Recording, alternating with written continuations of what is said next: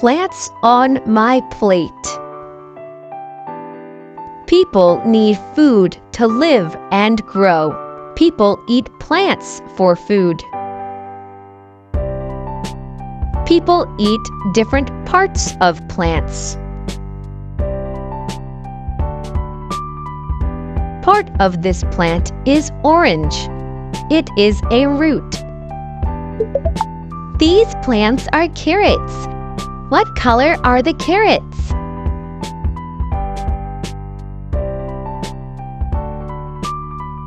Orange. The carrots are orange. Part of this plant stands tall. It is a stem. Part of this plant is thin and green. It is a leaf. These plants are lettuce. What color is the lettuce? Green. The lettuce is green.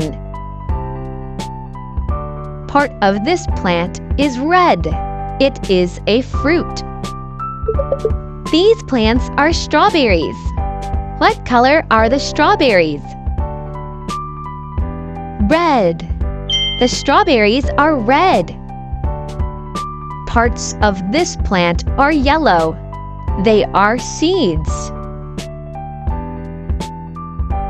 People eat parts of plants. Plant parts help us live and grow. There are so many tasty plants. What plants do you like to eat?